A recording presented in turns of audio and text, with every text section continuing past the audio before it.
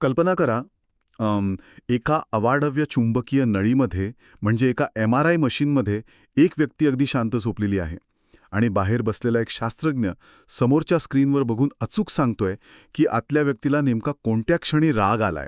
हो, आणि किंवा तिला कोणत्या जुन्या आठवणींनी घेरलंय हे सुद्धा तो सांगू शकतो. बरोबर.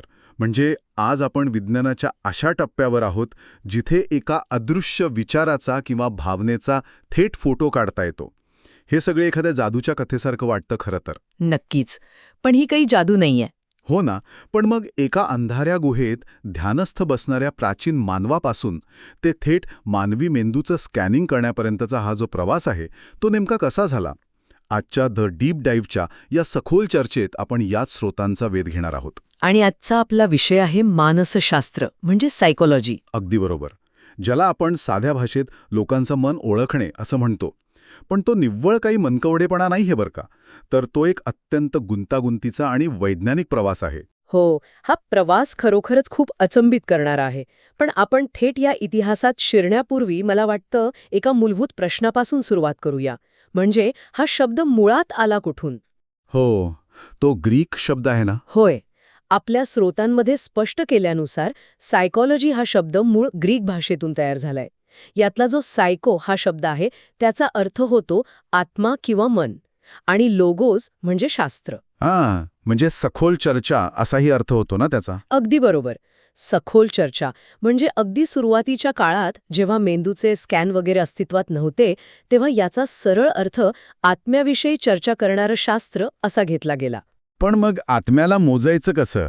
हा प्रश्न तर मानवाला हजारो वर्ष सतावत होता, कारण आत्मा तर दिसत नाही. हो, आणि याच प्रश्नाचं उत्तर शोधण्यासाठी सुरुवातीच्या काळात लोकांनी प्रयोगशाळेचा नाही तर स्वतःच्याच शरीराचा आणि अनुभूतीचा आधार घेतला. खरं तर आपल्या स्रोतांमध्ये भारतीय आणि पाश्चात्य अशा दोन्ही प्राचीन संस्कृतींचे खूप छान संदर्भ दिलेत. आणि भारतीय संदर्भात पाहायचं झालं तर ऋग्वेद, उपनिषदे किंवा भगवद्गीता यात मानवी मन आणि स्मृती यावर जे चिंतन केलंय ते निव्वळ धार्मिक नाहीये. नाही, अजिबात नाही. एका अर्थाने ते प्राचीन मानसशास्त्रच आहे. विशेषतः उपनिषदांमधील ती स्वची संकल्पना. ती 5 कोशांची संकल्पना का? हो, तीच. ज्यात मानवी अस्तित्वाची 5 कोशांमध्ये म्हणजे आवरणांमध्ये विभागणी केली आहे. ती खरोखरच मानसशास्त्रीय दृष्टिकोनातून अतिशय प्रगत अशी संकल्पना आहे. म्हणजे अन्नमय कोश जे आपलं भौतिक शरीर असतं ते ना? होय, अन्नमय कोश. पण माणसाचं अस्तित्व फक्त या हाडामांसाच्या शरीरापुरतं मर्यादित नाही हे प्राचीन भारतीयांनी ओळखलं होतं. त्यापुढचा प्राणमय कोश आणि त्यानंतर येणारा मनोमय कोश, जिथे खऱ्या अर्थाने भावना आणि विचारांचा जन्म होतो. अरे छा. आणि त्यानंतर विज्ञानमय आणि आनंदमय कोश. बरोबर. एका अर्थाने हा मानवी जाणीवेचा खालच्या पातळीवरून वरच्या पातळीवर जाणारा एक प्रवासच आहे. पण मला ना यात सर्वात जास्त व्यावहारिक आणि थेट मानवी वर्तनाशी जोडलेली गोष्ट कोणती वाटते माहितीये? पतंजली मुनींचं योगसूत्र. आहा, अष्टांग योग, बरोबर ना? हो, त्यात जो अष्टांग योग सांगितलाय, यम, नियम, आसन, प्राणायाम, प्रत्याहार, धारणा, ध्यान आणि समाधी, हे वाचताना मला असं जाणवतं की हा एक प्रकारचा मानसिक उपचारांचा मॅन्युअलच आहे जणू. अगदी खरंय. आता फक्त प्राणायाम किंवा प्रत्याहार याचंच उदाहरण घ्या ना. प्राणायाम म्हणजे केवळ श्वास आत बाहेर करणं नव्हे. हो, म्हणजे श्वासावर नियंत्रण ठेवणं. एक्झॅक्टली. प्राचीन योग्यांना हे समजलं होतं की जेव्हा एखादी व्यक्ती घाबरते किंवा रागावते तेव्हा तिचा श्वासोच्छ्वास बदलतो, म्हणजे भावनांचा शरीरावर थेट परिणाम होतो. म्हणजे जर आपण श्वासावर जाणीवपूर्वक नियंत्रण ठेवलं तर आपण त्या भावनांनाही नियंत्रित करू शकतो. तर अगदी बरोबर. हा शरीराकडून मनाकडे जाणारा एक मानसिक मार्ग आहे. आणि प्रत्याहार म्हणजे बाह्य जगातील आवाजांपासून स्वतःच्या संवेदनांना मागे खेचून घेणं. म्हणजे आजच्या काळात ज्याला आपण सेन्सरी ओव्हरलोड म्हणतो त्यावर हजारो वर्षांपूर्वी शोधलेला हा उपाय आहे. तर होय, हे ऐकायला खूपच थक्क करणारं आहे की प्राचीन भारतीयांनी स्वतःच्या अनुभवांतून हे मानसिक शास्त्र एवढं विकसित केलं होतं. पण हे सगळं वैयक्तिक अनुभूतीवर आधारित होतं ना. आता मला असा प्रश्न पडतो की या अथांग मनाला कुणीतरी तर्कशुद्ध किंवा तार्किक चौकटीत बसवण्याचा प्रयत्न केला होता का? आणि म्हणूनच आपले स्रोत आपल्याला प्राचीन ग्रीक संस्कृतीकडे घेऊन जातात. तिथे आपल्याला इजव्हेज पूर्व 384च्या सुमारास अरिस्टॉटल भेटतात. ज्यांना मानसशास्त्राचे जनक असं म्हटलं जातं तेच ना? हो, तेच. त्यांनी डी ॲनिमा नावाचा एक ग्रंथ लिहिला. या ग्रंथात त्यांनी पहिल्यांदाच सजीव आणि निर्जीव यांच्यातील फरकावर विचार केला आणि आत्म्याचे शास्त्र ते मानसशास्त्र अशी एक ढोबळ व्याख्या जगासमोर ठेवली. पण इथे खरी वैचारिक ठिणगी पडली ती एरिस्टॉटल यांचे गुरु प्लेटो आणि नंतर आलेल्या तत्वज्ञान्यांच्या विचारांमुळे असं म्हणायला हरकत नाही. पब्लिक या ग्रंथानुसार आत्मा अमर असतो आणि मानवाचं ज्ञान हे जन्मजात असते. आणि याला आव्हान देण्यासाठी जॉन लॉक यांच्यासारखे विचारवंत पुढे आले, ज्यांनी अनुभववाद मांडला. मला इथे आजच्या काळातली कम्प्युटरची उपमा वापरावीशी वाटते. म्हणजे आपण एका कम्प्युटरचा विचार करूया. प्लेटो यांच्या मते मानव हा आधीच ऑपरेटिंग सिस्टम आणि भरपूर सॉफ्टवेअर इन्स्टॉल करूनच जन्माला येतो. म्हणजे शूरपणा किंवा भीती ही त्याच्यात आधीपासूनच फीड केलेली असते असं म्हणायचंय तुम्हाला? अगदी बरोबर. पण जॉन लॉक यांनी मांडलेली टॅब्युला रासा ही संकल्पना अगदी विरुद्ध आहे. टॅब्युला रासा म्हणजेच कोरी पाटी. लॉक यांच्या मते मानवी मन हे जन्मतः एका फॉर्मॅट केलेल्या रिकाम्या हार्ड ड्राईव्हसारखे असते. अगदी कोरी पाटी. म्हणजे त्यावर काहीच लिहिलेलं नसतं. होय, आणि जसजशी ती व्यक्ती लहानाची मोठी होते, तिचा परिसर आणि तिचे अनुभव हे त्या रिकाम्या पाटीवर नवीन सॉफ्टवेअर आणि डेटा डाउनलोड करत असतात. ही संगणकाची उपमा अतिशय अचूक दिलीत तुम्ही. आणि जॉन लॉक यांचा विचार त्या काळात खरंच खूप क्रांतिकारी होता. कारण जर मानवी मन ही कोरी पाटी असेल तर एक राजा आणि एक सामान्य शेतकरी हे जन्मतः पूर्णपणे समान असतात. हो ना, फक्त त्यांचे नंतरचे अनुभव त्यांना वेगळं बनवतात. बरोबर. पण तरीही ह्या सर्व चर्चांमध्ये एक मोठी अडचण होतीच. हा संपूर्ण काळ तत्वज्ञानाचा होता. हे शास्त्र त्यावेळी आदर्शवादी होतं. म्हणजे माणसांनी कसं वागायला हवं किंवा काय पाप आणि काय पुण्य याचे नियम त्यात होते असं ना. होय, पण विज्ञानाला वास्तववादी दृष्टिकोन लागतो. जे जसं आहे तसं त्याचं मोजमाप करणं विज्ञानात आवश्यक असतं. आता आत्मा तर डोळ्यांना दिसत नाही, मग त्याचे शास्त्र कसे बनणार? आणि इथूनच मग या प्रवासाने पूर्णपणे वेगळं वळण घेतलं. 17व्या शतकात रेने देकार्त यांनी मी विचार करतो म्हणून मी आहे असा विचार मांडून मन आणि शरीर हे दोन वेगळे घटक आहेत असा द्वैतवाद समोर आणला. पण तरीही हे मोजायचं कसं हा प्रश्न तर कायमच होता. तो सुटला थेट 1889 मध्ये. हे वर्ष मानसशास्त्राच्या इतिहासातील सर्वात महत्वाचे वर्ष मानले जाते. जर्मनीतील लाइप्झिग विद्यापीठातली ती प्रयोगशाळा ना. होय, विल्हेम वुंट यांनी जगातील पहिली मानसशास्त्रीय प्रयोगशाळा तिथे स्थापन केली. ही एक प्रचंड मोठी वैज्ञानिक क्रांती होती. तोपर्यंत मानसशास्त्र हे तत्वज्ञानाच्या पुस्तकांमध्ये बंदिस्त होतं. वुंट यांनी त्याला पहिल्यांदा लॅबमध्ये आणलं. म्हणूनच त्यांना आधुनिक आणि प्रायोगिक मानसशास्त्राचे जनक मानले जाते. पण मला एक सांगा, एका लॅबमध्ये तुम्ही मनाचे प्रयोग कसे करू शकता? तिथे काय टेस्ट ट्यूबमध्ये भावना मोजल्या जात होत्या का? नाही, तसं नाही. त्यांनी बाह्य उद्दीपक म्हणजे बाह्य घटना आणि मानवी प्रतिक्रिया यांच्यातील वेळ मोजण्यास सुरुवात केली. त्यांनी रचनावाद ही संकल्पना मांडली. रचनावाद म्हणजे नक्की काय? वुंट यांचं म्हणणं असं होतं की आपण आत्म्याच्या भानगडीत पडायलाच नको. आपण मानसशास्त्राला बोधावस्थेचे शास्त्र मानूया. बोधावस्था म्हणजे जेव्हा आपण जागे असतो ती अवस्था. एक्झॅक्टली. जेव्हा आपण जाणीवपूर्वक एखाद्या गोष्टीचा अनुभव घेत असतो तेव्हा आपल्या मनात नक्की कोणत्या रचना तयार होतात याचा अभ्यास त्यांनी सुरू केला. आणि यासाठी त्यांनी एक विशिष्ट पद्धत वापरली होती ना? होय, आत्मनिरीक्षण पद्धती. हो, आत्मनिरीक्षण म्हणजेच इंट्रोस्पेक्शन. पण मला इथे या पद्धतीवर एक अत्यंत गंभीर आक्षेप घ्यायचा आहे. बरं, कोणता आक्षेप? बघा, जर मानसशास्त्र आता भौतिकशास्त्र किंवा रसायनशास्त्रासारखे वास्तववादी शास्त्र बनू पाहत होतं, जिथे अचूक आणि वस्तुनिष्ठ मोजमाप महत्वाचे असते, तर आत्मनिरीक्षण हे खूपच सदोष आणि व्यक्तिनिष्ठ वाटत नाही का? हा आक्षेप घेताना तुमच्या डोक्यात नक्की काय विचार आहे ते सांगाल का? सोपं उदाहरण घेऊया. समजा एका प्रयोगशाळेत 2 व्यक्तींना एकच सफरचंद खायला दिलं. आता त्यांना त्यांच्या आत्मनिरीक्षणातून सांगायला लावलं की त्यांना आतून काय अनुभव आला.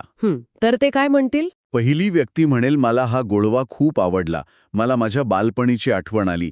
दुसरी व्यक्ती म्हणेल मला याचा पोत अजिबात आवडला नाही, मला हा खाताना कंटाळा आला. बरोबर, दोघांचे अनुभव वेगळे असतील. हो ना.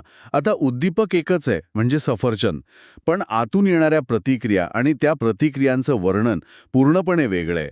जर प्रत्येक व्यक्तीचा निकाल वेगळा येणार असेल तर याला आपण विज्ञान कसं म्हणणार? अगदी बरोबर. आणि वुंट यांच्या विचारधारेवर नंतरच्या काळात नेमका हाच हल्ला झाला. पण इथे वुंट यांची बाजू थोडी समजून घेणं गरजेचं आहे. म्हणजे त्यांना याची आधीच कल्पना होती का? हो, त्यांना याची कल्पना होती. त्यामुळे त्यांनी हे प्रयोग अत्यंत कडक आणि नियंत्रित वातावरणात केले होते. त्यांना वाटलं होतं की जर आपण लोकांना स्वतःच्या भावनांचे अगदी तटस्थपणे वर्णन करण्याचे योग्य प्रशिक्षण दिले तर ही पद्धत काम करेल. पण शेवटी तसं झालं नाही. नाही झालं. तुमचा मुद्दा शेवटी खरा ठरलाच. विज्ञान हे वस्तुनिष्ठ असायला हवे. आत्मनिरीक्षण ही पद्धत दुसऱ्या व्यक्तीच्या मनाच्या डोकावून पाहू शकत नव्हती. आणि माणूस स्वतःच्या भावनांचे चुकीचे विश्लेषण करू शकतो हे तर आपण बघतोच. हो ना. याच एका त्रुटीमुळे मानसशास्त्रात एक मोठी पोकळी निर्माण झाली आणि त्यातून नवीन विचार प्रवाह जन्माला आले. आणि या पोकळीतूनच मग प्रवेश होतो डॉक्टर सिगमंड फ्रॉइड यांचा. 1890च्या दशकात त्यांनी मनोविश्लेषणवाद मांडला. होय, आणि त्यांनी वुंट यांची फक्त बोधावस्थेची किंवा जाणीवेची कल्पना पूर्णपणे खोडून काढली. त्यांनी मानवी मनाची उपमा चक्क एका हिमनगाशी दिली. हिमन म्हणजे आईसबर्ग ना? अगदी तेच. फ्रॉइड यांचा विचार त्या काळासाठी खूपच धक्कादायक होता. समुद्रात तरंगणारा हिमनग आपण पाहिला असेल, त्याचा जेमतेम 10% भाग पाण्याच्या वर दिसतो. आणि उरलेला 90% भाग पाण्याच्या खाली लपलेला असतो. एक्झॅक्टली. फ्रॉइड म्हणाले की वुंट जा बोधावस्थेचा अभ्यास करत आहेत तो फक्त तो पाण्यावर दिसणारा छोटासा भाग आहे. पण माणसाच्या वागण्यावर खरे नियंत्रण असते ते पाण्याच्या खाली लपलेल्या विशाल आणि अंधाऱ्या अबोध मनाचे. एक सेकंड. म्हणजे फ्रॉइड असं म्हणत होते की एखादी व्यक्ती रोज सकाळी उठून जे काही निर्णय घेते ती फक्त हिमनगाची वरची टोकं आहेत. हो. आणि तिच्या नकळत तिच्या आत दडपून ठेवलेल्या जुन्या इच्छा, भीती आणि बालपणीचे आघात हेच खरे तिचं आयुष्य चालवत आहेत. तंतोतंत हेच.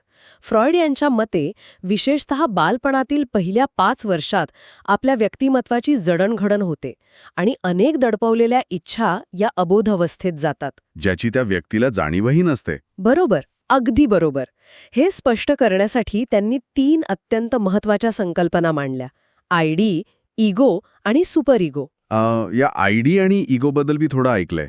आयडी म्हणजे आपल्या अत्यंत प्राथमिक आणि जंगली इच्छा, ज्याला परिणामांची पर्वा नसते, त्याला फक्त लगेच समाधान हवं असतं. आणि सुपर इगो म्हणजे आपले समाजमान्य आदर्श आणि मूल्य, जी आपल्याला सतत काय योग्य आणि काय अयोग्य हे सांगत असतात. आणि इगो हा या दोघांच्या मधला दुमा आहे, जो वास्तवाशी जोडलेला असतो. हो, आणि तो या 2 टोकांच्या इच्छांमध्ये संतुलन साधण्याचा प्रयत्न करतो. पण मला सांगा, फ्रॉइड यांचे हे सगळे सिद्धांत म्हणजे मनाच्या अंधाऱ्या कोठडीत चाललेले एक वैयक्तिक युद्धच होते ना, जे कुणी बाहेरून पाहू शकत नव्हते. बरोबर. आणि याच अदृश्यतेला विरोध करण्यासाठी मग वर्तनवाद नावाचा एक पूर्णपणे नवीन प्रवाह पुढे आला. जे.व्ही. वॉटसन यांनी ही संकल्पना अतिशय आक्रमकपणे मांडली. म्हणजे वॉटसन यांनी फ्रॉइडच्या सिद्धांताला थेट विरोध केला तर? होय, वॉटसनचा दृष्टिकोन अतिशय स्पष्ट होता. ते म्हणाले, माणसाच्या आतल्या हिमनगात काय लपलंय, त्याच्या आयडी आणि इगोमध्ये काय युद्ध सुरू आहे, याने विज्ञानाला काही फरक पडत नाही. कारण हे सर्व अदृश्य आहे म्हणून. एक्झॅक्टली. वॉटसन म्हणाले, मला फक्त तो बाहेरून कसा वागतोय त्याचं वर्तन दिसले पाहिजे, जे मी मोजू शकेन.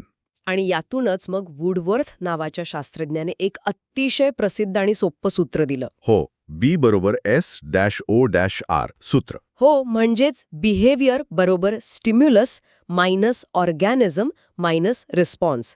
मराठीत सांगायचं तर वर्तन बरोबर उद्दीपक वजा जीव आणि त्याची प्रतिक्रिया. इथे उद्दीपक म्हणजे सोप्या भाषेत एखादी अशी गोष्ट जी आपल्याला ट्रिगर करते. हे सूत्र वरवर सोपे वाटत असले तरी ते मानवी वर्तनाचा पाया आहे. आपल्या स्रोतांमध्ये याचंच एक उत्तम उदाहरण दिलंय की वर्गात शिक्षक रागावतात.